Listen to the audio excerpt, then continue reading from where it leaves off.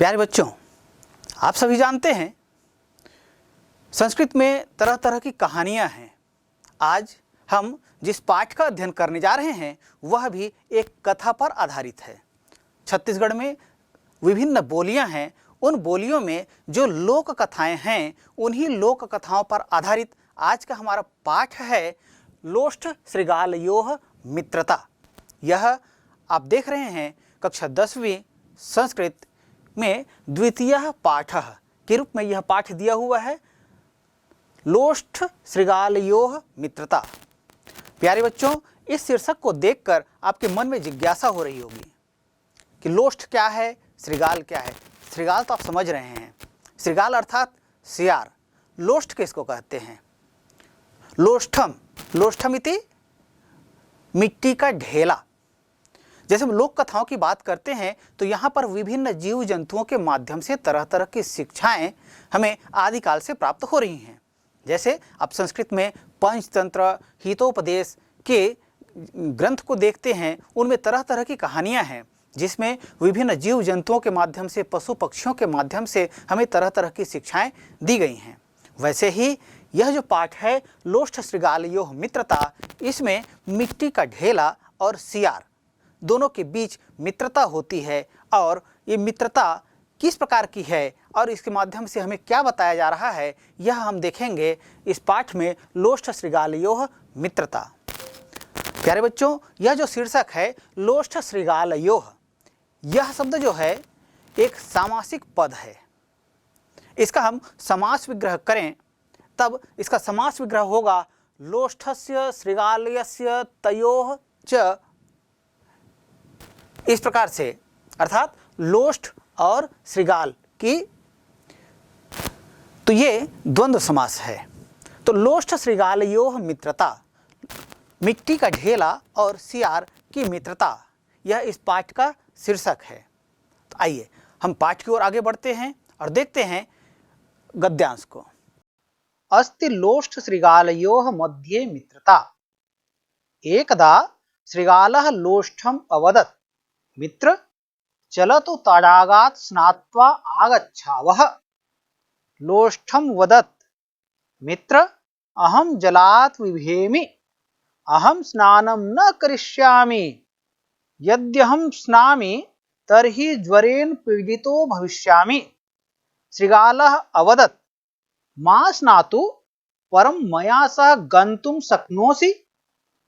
तदनन्तरं लोष्ठं तडागं गन्तुं तत्परं भवत्। तडागे गत्वा श्रृगालः सम्यक् स्नानं करोत्, तथा च लोष्ठोपरि जलं क्षिपत्। जलपातेन लोष्ठं गलितं जातम्। श्रृगालः अवदत्, मित्र आगच्छतु आगच्छतु। यदा लोष्ठं जलात् बहिः न आगच्छत् तदा श्रृगालः तडागं कथयत्, मह्यं मम मित्रं देहि, अन्यथा मत्स्यं देहि। तदनन्तरं तडागः तस्मै मत्स्यं ददात्। अस्ति लोष्ठ श्रृगालयोः मध्ये मित्रता। प्यारे बच्चों, यहाँ पहला ही पद देख रहे हैं अस्ति। सामान्य रूप से अस्ति का प्रयोग यह जो होता है यह है और वर्तमान काल में प्रयोग होता है। अस्ति स्तः सन्ति, इस तरह से इसका रूप बनता है। अस मूल धातु है। अस मतलब होना, जैसे भू का मतलब होता है होना, वैसे ही अस का मतलब भी होता है होना। उस अस धातु से यह रूप बना है अस्ति। लट लकार प्रथम पुरुष एक वचन का यह रूप है और इसका सामान्य रूप से अर्थ होता है वर्तमान काल में, प्रथम पुरुष एक वचन में। तो अस्ति मतलब है, किंतु यहाँ पर अस्ति का प्रारंभ, चूंकि यह जो लोष्ठ श्रृगालयोः मित्रता पाठ के प्रारंभ में दिया गया है और यह एक कथा पाठ है, तो आपका ध्यान आकर्षित कराना चाहूँगा कि जब कभी किसी कथा का प्रारंभ यदि अस्ति शब्द से होता है तब वहाँ पर इसका मूल अर्थ न होकर के विशेष अर्थ होता है और यह यहाँ पर अस्ति का विशेष अर्थ है और इस तरह से इसका अर्थ है न होकर था, इस अर्थ में है। तो अस्ति लोष्ठ श्रृगालयोः मध्ये मित्रता। मिट्टी का ढेला और सियार के मध्य मित्रता थी, अर्थात उन दोनों में मित्रता थी, यह बात कही जा रही है। तो अस्ति का मतलब क्या हुआ यहाँ पर, चूंकि मित्रता, यह मित्र भाव को बताया है, तो इसलिए यहाँ पर क्या हुआ, ये अस्ति का मतलब था थी वाला जो अर्थ है इस अर्थ में प्रयुक्त होता है। तो अस्ति लोष्ठ श्रृगालयोः मध्ये मित्रता, मिट्टी के ढेले और सियार में मित्रता थी। एकदा श्रृगालः लोष्ठम अवदत्, एकदा यह अव्यय पद है और इसका अर्थ होता है एक बार। एकदा श्रृगालः लोष्ठम अवदत्, एक बार सियार ने अपने मित्र मिट्टी के ढेले से कहा। मित्र चलतु तडागात् स्नात्वा आगच्छावः, मित्र चलो, कहाँ चलें, तालाब, किस लिए, स्नान के लिए। तो सियार उनको कहता है, सियार अपने मित्र लोष्ठ को अर्थात मिट्टी के ढेले को कहता है, मित्र चलतु तडागात्, मित्र चलो तालाब से, स्नात्वा आगच्छावः, तालाब से स्नान करके आते हैं। यहां आप देख रहे हैं क्रियापद प्रयुक्त हुआ है आगच्छावः। यहां मूल धातु है गम, गम का मतलब होता है जाना, और यहां पर चूंकि ये उत्तम पुरुष में प्रयुक्त हुआ है आगच्छावः, जैसे आप गम धातु पढ़ते हैं, गच्छति गच्छतः गच्छन्ति, गच्छसि गच्छतः गच्छत, गच्छामि गच्छावः गच्छामः। तो यहाँ पर एक गच्छावः जो रूप आया है, गम का मतलब होता है जाना, लेकिन यदि इसमें आ उपसर्ग लग जाता है तब इसका अर्थ हो जाता है आना। गम का मतलब होता है जाना और आगम मतलब आना, तो यहाँ पर प्रयुक्त हुआ है आगच्छावः। तो हम दोनों आते हैं, कहाँ से आते हैं, हम दोनों तालाब से स्नान करके आते हैं, ऐसा प्रस्ताव सियार ने अपने मित्र उस मिट्टी के ढेले को दिया। यहां आप देख रहे हैं इसी तरह से पद प्रयुक्त हुआ है स्नात्वा, यहां पर त्वा प्रत्यय का प्रयोग हुआ है, स्ना धातु है और उसमें त्वा प्रत्यय, दोनों को मिल करके क्या बनता है, स्नाधन त्वा इति, इस प्रकार से स्नात्वा। और तडागत एक शब्द प्रयोग हुआ है, तडाग मूल शब्द है, इसमें पंचमी भक्ति एक वचन का प्रयोग हुआ है। जैसे आप जितने अकारांत शब्द देखेंगे, चाहे आप बालक कहें, राम कहें, कृष्ण कहें, गोपाल कहें, इन सभी शब्दों के जो रूप बनते हैं तो ये सभी क्या है, अकारांत हैं। तो अकारांत शब्द जितने होते हैं उन सभी के रूप जो है अकारांत पुल्लिंग में, तो ये सभी रूप एक जैसे होते हैं। तो ऐसे ही यहाँ पर तडाग जो है क्या है, यह शब्द है और इसका पंचमी भक्ति एक वचन का यहाँ रूप प्रयुक्त हुआ है तडागात। जैसे आप बालक का कारक रचना पढ़ते हैं पंचमी भक्ति में, बालकात बालकाभ्याम बालकेभ्यः, उसी तरह से तडागात तडागाभ्याम तडागेभ्यः, इस तरह से इसका रूप बनता है। तो यदि आपको परीक्षा में, विभिन्न परीक्षाओं में इस तरह के प्रश्न पूछे जाते हैं, कोई एक पद दे दिया जाता है और उसके मूल रूप क्या है, उसमें विभक्ति क्या है, उसका वचन क्या है, उसका अर्थ क्या है, ये पूछा जाता है। तो इस तरह से यदि प्रश्न पूछ दिया गया तडागात, इसका अर्थ क्या होगा, तो आप बता पाएंगे, निश्चित रूप से बता पाएंगे। तो तडाग मूल शब्द है, पंचमी विभक्ति का प्रयोग हुआ है, एक वचन है, और इसका अर्थ क्या होगा, तडाग से। तो हम दोनों तालाब से स्नान करके आते हैं, ऐसा सियार ने अपने मित्र मिट्टी के ढेले को प्रस्ताव दिया। लोष्ठम अवदत्, उसके प्रस्ताव को सुनकर उस मिट्टी के ढेले ने कहा, मित्र अहम जलात विभेमि, मैं जल से डरता हूँ, जल से मुझको डर लगता है, क्योंकि मेरी प्रकृति के अलग है, मेरी प्रकृति है मिट्टी का, और मिट्टी जो है जल के साथ जब मिलता है तो क्या हो जाता है, वो गल जाता है, वो नष्ट हो जाता है, इसलिए मुझको जल से डर लगता है। अहम जलात विभेमि, मैं जल से डरता हूं। यहां आप देखेंगे अहम, अहम यह पद कहां से आया है, यह इसका रूप है अस्मद, अस्मद मतलब होता है मैं, प्रथम विभक्ति एक वचन में इसका रूप चलता है अहम आवाम वयम। तो अहम, अहम मतलब मैं, जलात जल से पंचमी व्यक्ति का प्रयोग हुआ है, यहाँ पर विभेमी जब भय के अर्थ में आता है, भी के अर्थ में आता है, वहाँ पर जिस किसी भी शब्द के साथ में भय का योग हो उस शब्द में पंचमी विभक्ति का प्रयोग किया जाता है। इस तरह से जलात, इसमें क्या प्रयुक्त हुआ है? पंचमी विभक्ति का प्रयोग हुआ है। अहम जलात विभेमी, मैं जल से डरता हूं। अहम स्नानम न करिष्यामि, अतएव इसलिए मैं स्नान नहीं करूंगा, क्योंकि मुझको जल से डर लगता है और तुम जल में, तालाब में नहाने की बात कर रहे हो, तो इसलिए मैं वहां स्नान नहीं कर सकता है, वहां नहा नहीं सकता हूं, इसलिए मैं नहीं जाऊंगा। ऐसा मिट्टी के ढेले ने अपने मित्र सियार से कहा। यद हम स्नामी, और यदि मैं स्नान कर भी लेता हूं, तरही तब ज्वरेण पीड़ितो भविष्यामि, मैं ज्वर से पीड़ित हो जाऊंगा, अर्थात मेरा स्वास्थ्य ठीक नहीं रहेगा, मेरा अस्तित्व संकट में आ जाएगा, इसलिए मैं स्नान नहीं करूंगा। ऐसा वो मिट्टी का ढेला अपने मित्र सियार को कहता है।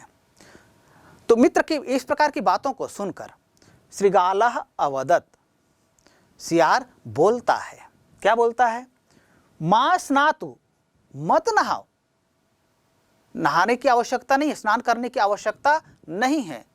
परम किंतु मया सह गंतुम शक्नोसि, मेरे साथ चल तो सकते हो, भाई मेरा मित्र हो, मेरे मित्र हो। अब कहीं जाना है तो हम अपने मित्रों के साथ जाते हैं ना, निश्चित रूप से जाते हैं। तो इसी तरह से वह सियार भी अपने मित्र उस मिट्टी के ढेले को अपने साथ जाने के लिए तैयार करता है। तो इसलिए वह कहता है परम मया सह गंतुम शक्नोसि, भले मत नहाओ लेकिन मेरे साथ वहां जा तो सकते हो।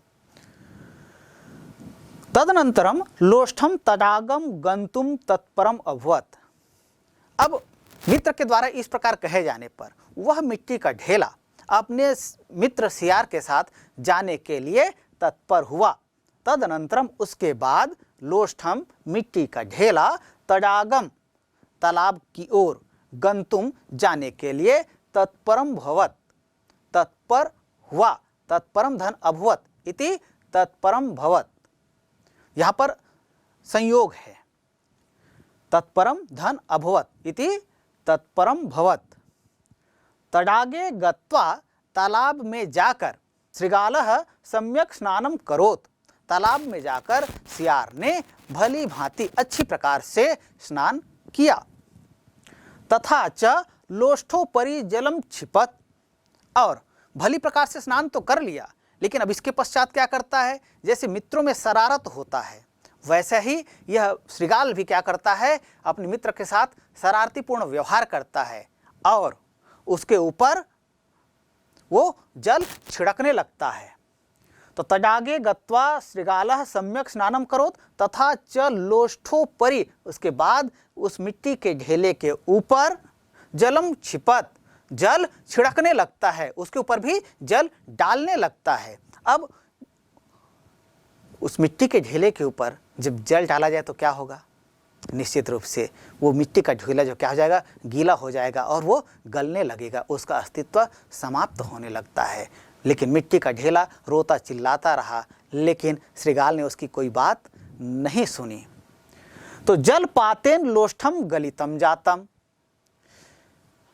जल उसके ऊपर पड़ने से, जल उसके ऊपर डाले जाने से लोष्ठ जो है, मिट्टी का ढेला जो है वो क्या हो गया? वो गलितम जातम, वो गल गया, वो वहीं मिट्टी पानी पानी हो गया और बह करके उस तालाब में समा गया।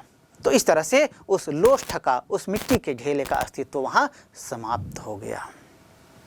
श्रीगालः अवदत्।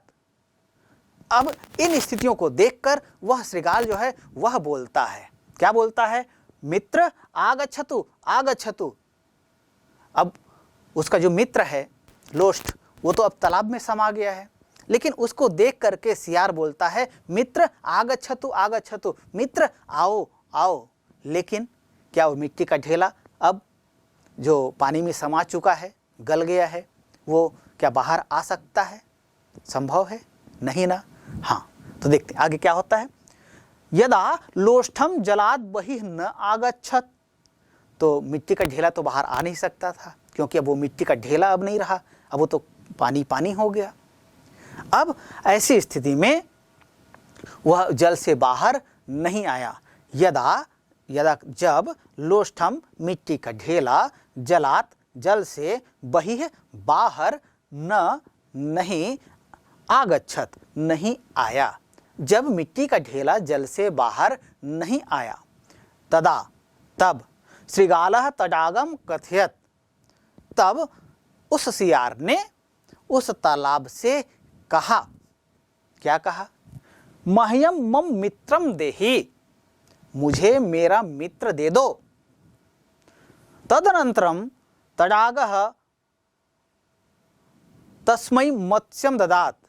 यहाँ यह जो अनुच्छेद हम देख रहे हैं इसमें कुछ क्रियापद हैं, कुछ अव्यय पद हैं जिनके विषय में समय समय प्रश्न पूछा जाता है। इसके विषय में मैंने आपको कहा है। लेकिन यहाँ आप देख रहे हैं जैसे एक जगह सह का प्रयोग हुआ है, मा स्नातु परम मया सह गंतुम शक्नोसि।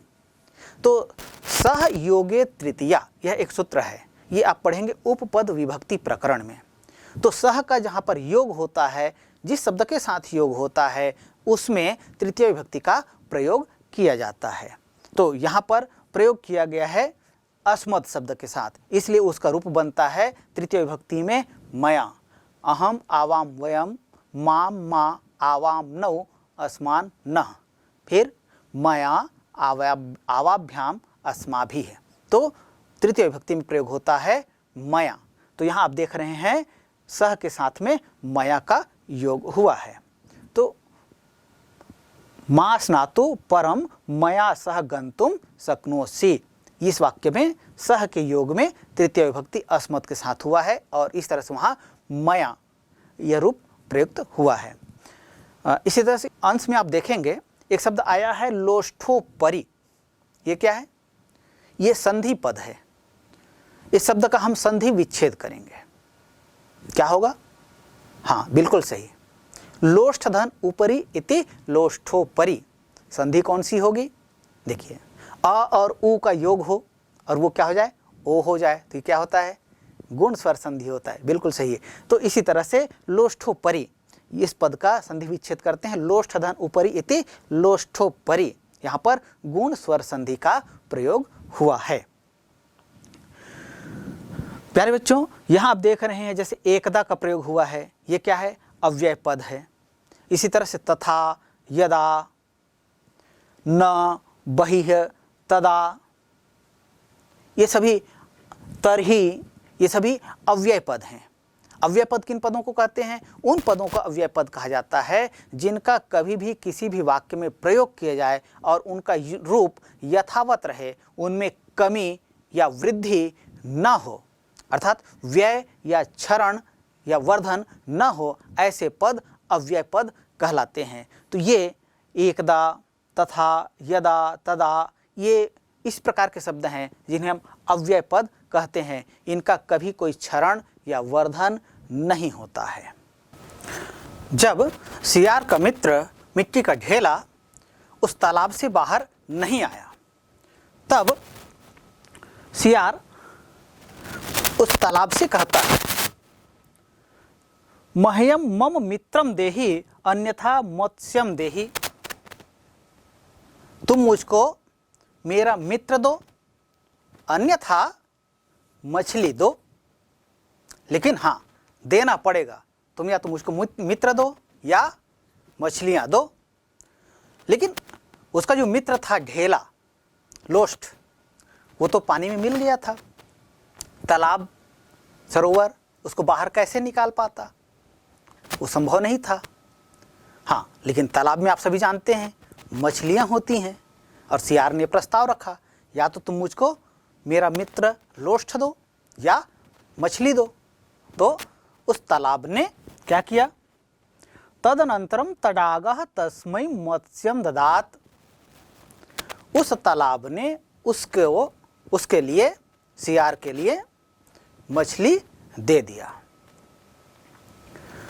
तो इस तरह से, लेकिन हाँ, उस सियार को मछली तो मिल गया, लेकिन मित्र वो तो सरोवर में समा गया। यहाँ पर जो सियार है इसके विषय में आप जानते हैं। सियार जो होता है स्वार्थी प्रवृत्ति का होता है। यहाँ इस पाठ में हम जिस सियार की कहानी पढ़ रहे हैं वो सियार भी उसी प्रवृत्ति का है। उसको मित्र की चिंता नहीं, उसको मित्र के बदले मछली मिल गया और वह उस मछली को लेकर संतुष्ट हो गया और आगे बढ़ गया। श्रृगालः मत्स्यं नीत्वा तं स्थाणौ संस्थाप्य भ्रमणाय च गतः। यावत् सः आगच्छति तावत् मत्स्यं काकः खादितवान्। तदा श्रृगालः स्थाणुमुवाच मह्यं मत्स्यं देहि अन्यथा काष्ठं देहि। अतः स्थाणुः तस्मै काष्ठं ददात्। सः काष्ठमादाय कस्याश्चित् वृद्धायाः गृहं गतः। तद्गृहे काष्ठं संस्थाप्य भ्रमणार्थं गतः। सा वृद्धा काष्ठं चुल्लिकायां ज्वालयित्वा वटिका भुञ्जिका इति पक्वान्नं पक्ववती। यदा श्रृगालः भ्रमित्वा न्यवर्तयत् तदा सः अपश्यत् यत् वृद्धा तस्य काष्ठं प्रज्वाल्य सोल्लासेन वटिकां निर्मितवती। श्रृगालः तां कथयत् मम काष्ठस्य प्रत्युपकारे काष्ठं वा वटिकां देहि। वृद्धा तस्मै वटिकां प्रायच्छत्। वटिकां गृहीत्वा वनं प्रति प्रस्थितः। सः स्ववटिकाम् अजाचारिकायै बालिकायै प्रदाय अटनार्थं च गतवान्। अजाचारिका बालिका वटिकां निष्कास्य खादितवती। यदा श्रृगालः आगत्य अपश्यत् तदा तत्र वटिका नासीत्। श्रृगालः अजाचारिकां बालिकां कथयत् मम वटिकाम् अजां वा ददातु। तदा सा बालिका तस्मै एकां जां ददात्। श्रृगालः मत्स्यं नीत्वा तं स्थाणौ संस्थाप्य भ्रमणाय च गतः। वह सियार मछली को लेकर वहां से चला आया। तम उसको मछली को स्थाणु संस्थाप्य, स्थाणु इत्युक्ते स्थाणु का मतलब होता है ठूंठ। जिस पेड़ होता है, पेड़ को जिसको काट दिया जा रहता है, जिसका तना काट दिया जाता है, उसके बाद जो ठूंठ दिखाई देता है उसको कहा जाता है स्थाणु। स्थाणु ये उकारांत शब्द है। जैसे गुरु उकारांत शब्द है। गुरु की सप्तमी भक्ति आप देखें तो वहाँ पर होता है गुरु, तो वैसे ही स्थाणु का स्थाणौ। तो यहाँ पर वही अर्थ है स्थाणु। स्थाणु पर अर्थात ठूंठ पर संस्थाप्य रखकर भ्रमणाय च गतः, घूमने के लिए कहीं चला गया। कौन? वह सियार। प्यारे बच्चों, यहाँ आप देखेंगे संस्थाप्य एक शब्द आया है। स्था इसका मूल धातु है तिष्ठ, स्था का रूप बनता है तिष्ठ। हाँ, लेकिन जब प्रत्यय का प्रयोग किया जाता है यहाँ पर मूल धातु में प्रयोग किया जाता है। सम उपसर्ग है, स्था धातु है और ल्यप प्रत्यय का प्रयोग यहाँ पर हुआ है। तो इस तरह से होता है। इसका अर्थ होता है भली भांति स्थापित करके, संस्थाप्य। भ्रमणाय च गतः, और वहाँ से फिर भ्रमणाय, भ्रमण के लिए। भ्रमण शब्द है, मूल शब्द है। इसमें चतुर्थी विभक्ति एक वचन का प्रयोग हुआ है। चतुर्थी विभक्ति आप जानते हैं, चतुर्थी विभक्ति मतलब संप्रदाय, संप्रदान। संप्रदान में जैसे आप पढ़ते हैं, विभक्तियों के बारे में पढ़ते हैं, कर्ता ने कर्म को करण से के द्वारा, संप्रदान के लिए, अपादान से अलग होने के अर्थ में, संबंध का के की रा रे री, अधिकरण में पर, संबोधन हे अरे अहो। तो यहाँ पर भ्रमण यह जो शब्द आया है ये क्या है? चतुर्थी विभक्ति संप्रदान का है। और संप्रदान में कारक चिन्ह क्या लगता है? के लिए। तो भ्रमणाय, भ्रमण के लिए, घूमने के लिए। च, च का मतलब होता है और, यह एक अव्यय पद है और इसके विषय में आप सभी जानते हैं।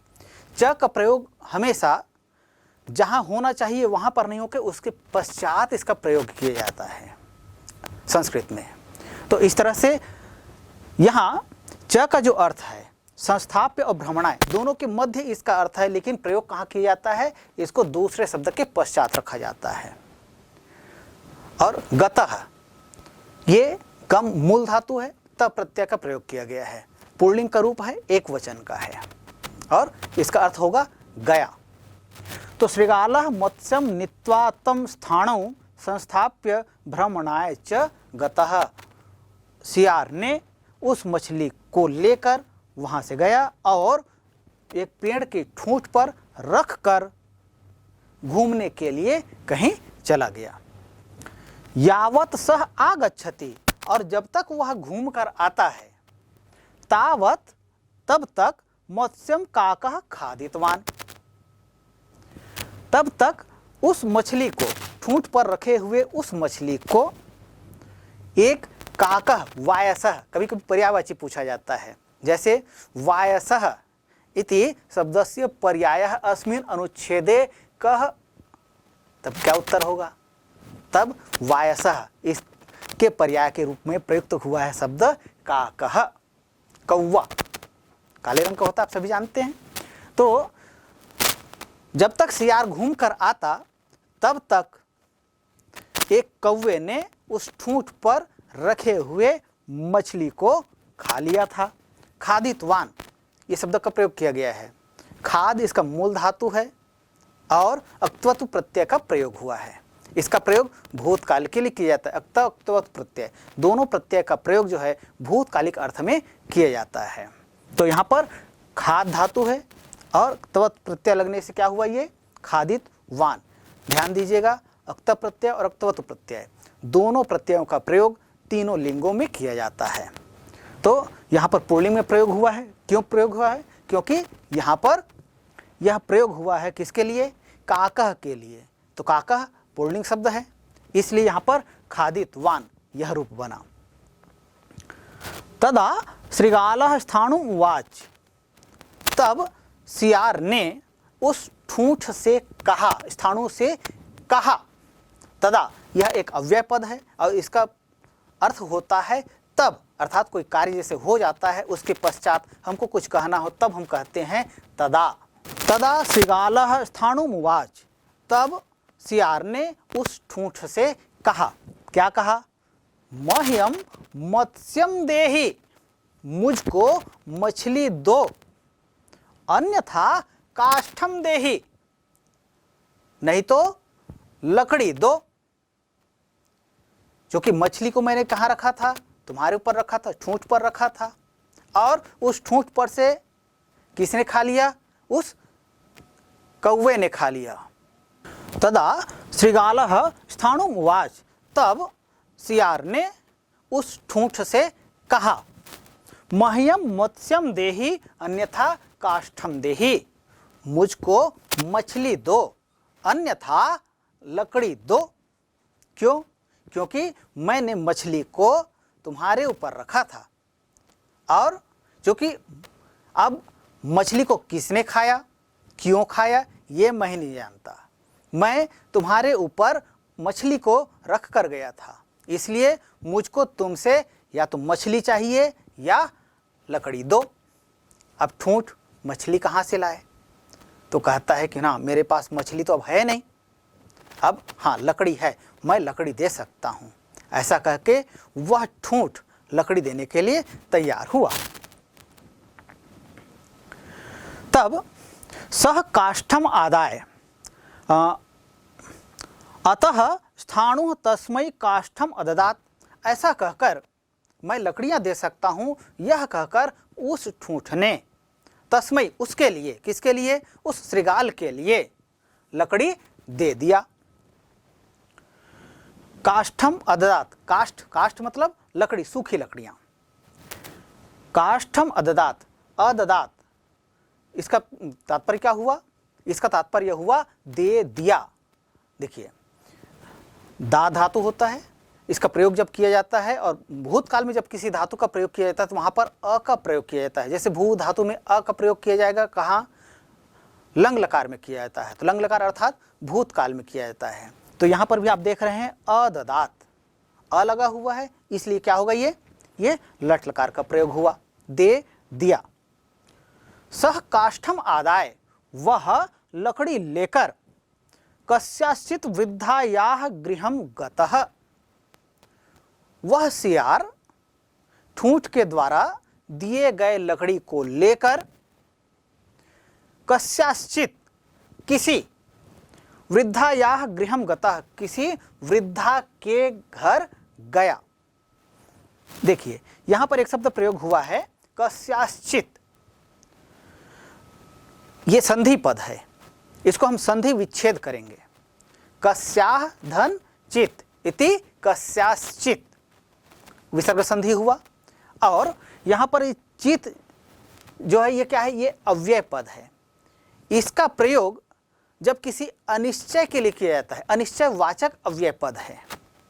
जब हमको निश्चित ज्ञान नहीं होता है वहाँ पर इसका प्रयोग किया जाता है। दो प्रत्यय हैं ऐसे जिनका प्रयोग किया जाता है, एक है चिद और एक है चन, दोनों का प्रयोग किया जाता है। तो यहाँ पर चिद का प्रयोग किया गया है, कस्याः धन चित इति कस्याश्चित, ये रूप बना इसका, अर्थात किसी वृद्धायाः गृहम गतः। यदि वृद्धा का नाम होता तब यहाँ पर चित का प्रयोग नहीं किया जाता, लेकिन चूंकि वृद्धा का नाम नहीं है, किसी वृद्धा की बात की जा रही है। वृद्धा इत्युक्ते किसी वृद्ध महिला की बात की जा रही है।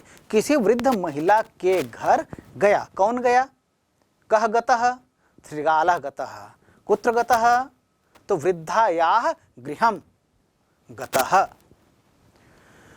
कभी कभी क्या होता है, एक वाक्य दिया जाता है, इसमें कर्ता पद पहचानने के लिए कहा जाता है और क्रियापद पहचानने के लिए कहा जाता है।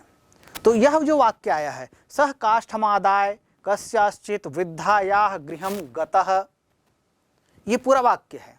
अब इसमें से हमको कर्ता पद पहचान करना है और क्रियापद की पहचान करनी है। तो कर्ता पद, कर्ता जो होता है, जो क्रिया को संपादित करने वाला होता है, जिसके माध्यम से क्रिया संपादित होती है, वो कर्ता होता है। तो यहाँ पर गतः, गया, कौन गया? देखिए आपको इसका उत्तर निकालना है तो आप क्रिया से प्रश्न करेंगे। क्रिया से पूछें, क्या पूछें? कह गतः, तो उत्तर जो आता है वो क्या होगा? ये कर्ता है। तो सह गतः, तो सह क्या है? सह जो है ये सर्वनाम है जो प्रयुक्त हुआ है यहाँ पर श्रीगाल के लिए, सियार के लिए, ये और पुल्लिंग है। देखिए हम तद की बात करते हैं तो तद जो होता है ये सर्वनामवाची शब्द है और इसके तीनों लिंगों में रूप चलते हैं। सह तौ ते पुल्लिंग में चलता है, सा ते ता स्त्रीलिंग में चलता है, त ते तानि ये नपुंसक लिंग में इसका रूप चलता है। तो यहाँ पर जो प्रयुक्त किया गया पद है वह है सह। ये सियार के लिए, सियार चूंकि पुल्लिंग है इसलिए उसके लिए सह का प्रयोग किया गया है। तो सह गतः, तो सह क्या है? यहाँ पर कर्ता पद है और गतः जो है ये क्रियापद है।